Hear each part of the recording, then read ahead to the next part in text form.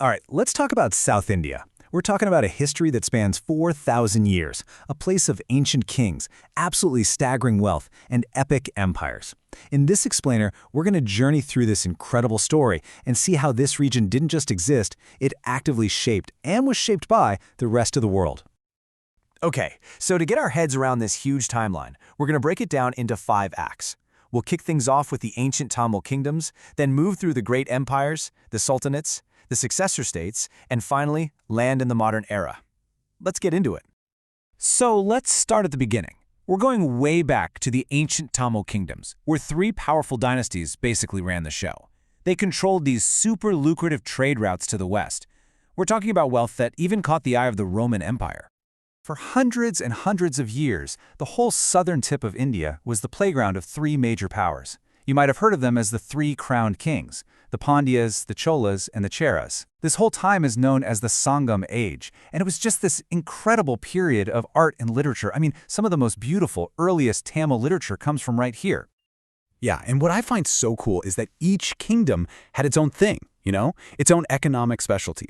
The Pandyas, they were all about pearls, and not just any pearls, some of the best in the ancient world.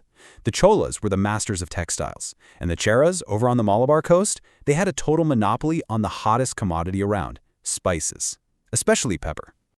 And just to put that into perspective, 50 million sesterces. I mean, what does that even mean? Well, it was a colossal amount of money back then. We're talking enough to fund an entire Roman legion for a whole year. This wasn't just a little bit of trade, it was a flood of Roman gold pouring into South Indian ports. This is globalization, ancient style, and it forged connections that would last for centuries. Okay, let's head a bit north now, up to the Deccan Plateau. Here, the center of power starts to shift, and a whole new set of empires rises up. And boy, did they leave a legacy. An absolutely stunning one, carved right into stone. The history here is like a massive game of dominoes. One empire falls and it sets off a chain reaction. It starts with the Chalukyas of Badami. When they start to fade, boom, the Rashtrakutas take over. But then a new branch of the Chalukyas fights its way back to the top, only to eventually be replaced by the Hoysalas, who just took art and architecture to a whole new level. It's this constant cycle. One empire's fall is literally the next one's opportunity. And here's the key thing to get. These guys weren't just fighting over land. They were in a full-on cultural competition. It was like they were trying to one-up each other with architecture. You've got the Pallavas carving entire temples out of a single piece of rock. Then the Chalukyas come along and create this incredible hybrid Vasar style. Not to be outdone, the Rashtrakutas literally carved the Kailasa temple out of a mountainside. And then the Hoysalas, wow. The level of detail in their work is just mind-blowing. These weren't just buildings, they were statements. So as these Deccan empires start to wane, the stage is set for a major new conflict. From the north, you have Islamic dynasties, the Deccan sultans pushing south. And rising up to meet them is a brand new, incredibly powerful Hindu empire, founded for the express purpose of holding that line. So this whole era really boils down to a huge rivalry between 2 massive power blocks. You've got the coalition of 5 sultanates in the Deccan to the north. And then, in the south, you have the gigantic Vijayanagara Empire. Its name literally means City of Victory, which tells you everything you need to know about their mindset. And when I say gigantic, I mean it. Just look at this number, 500,000 people. That was the population of its capital city. To put that in perspective, that was bigger than any city in Europe at the time. We have accounts from travelers who visited, and they were just floored. They wrote about the incredible markets, the temples, the sheer wealth on display. It was a true global metropolis. Okay, so this whole rivalry comes to a head at the Battle of Talikata in 1565. And this is where things get really dramatic, because it poses a huge question. By all accounts, the Vijayanagara army was winning. They were crushing the Sultanate's forces. So how on earth did it all go so wrong so fast? Well, the answer is just shocking. It comes down to a single moment of betrayal. The empire's commander, an old man named Alaya Rama Raya, is suddenly captured. He's executed right there on the battlefield, and that one act sends a wave of pure chaos through his army, which just moments before was on the verge of victory. The army collapses, and the result, the magnificent capital city is sacked and utterly destroyed. It's a brutal, stunning end. All right, so with Vijayanagara's central power completely shattered, the south just fragments. It creates this massive power vacuum, and all of its former governors and local leaders see their chance to step up and grab a piece of the action for themselves. And you see a whole new set of players emerge. You have the Nayaks, who used to be governors for the empire. They immediately declare independence and set up their own kingdoms. Then you have the kingdom of Mysore, which gets super ambitious and starts expanding.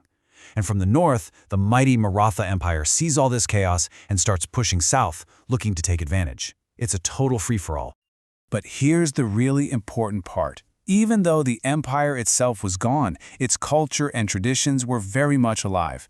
These new successor states picked up the torch. They became the new patrons of the arts, building these incredible temples, carrying on the artistic styles of Vijayanagara. So the political map changed, but that cultural flame, it just kept on burning. Okay, on to our final act. This is where a whole new player enters the game. European trading companies. They show up looking for one thing, profit, but they end up turning the entire political map of South India completely upside down. So it starts small, right? Just a few trading posts on the coast. But it escalates, and fast. It turns into an all-out fight for control. And the British find their toughest challenge in the Kingdom of Mysore, led by the incredible father-son duo of Hyder Ali and Tipu Sultan. They fought 4 major wars over 30 years, a really fierce resistance. But in the end, Tipu Sultan was defeated and killed. After that, and with the Marathas also defeated, the path to British dominance was pretty much wide open. By the time we get to the 1800s, the British have locked things down. They basically set up 2 systems of rule. A huge chunk of the South was ruled directly by them, under what was called the Madras Presidency. But other big kingdoms, like Mysore and Hyderabad, were kept as princely states. That meant they could handle their own internal affairs, but let's be clear, at the end of the day, they were still under British supervision. Then comes 1947, an Indian independence. And the map gets redrawn one final crucial time. But this time, it's not conquerors drawing the lines. It's the people themselves. There were these massive popular movements demanding that the states be organized by language. So in 1956, the old colonial borders were wiped away, and the States Reorganization Act created new states based on linguistic lines. And that's how we get the map of South India that we recognize today. So, we've just covered 4,000 years of history. It really makes you think, doesn't it? What is the true legacy of an empire? Is it about the battles they won, the territory they controlled, or is it something more? As we've seen again and again, dynasties rise and fall, but it's the culture, the art, the ideas, that's the stuff that really lasts, getting passed down and remixed by the next generation. And that's our whirlwind tour of South India's epic history. I really hope this gave you a solid framework for understanding just how deep and complex this story is. If you enjoyed this, please do subscribe to Notebook Summaries, and you should definitely check out our South Asia History playlist for more. Thanks so much for watching.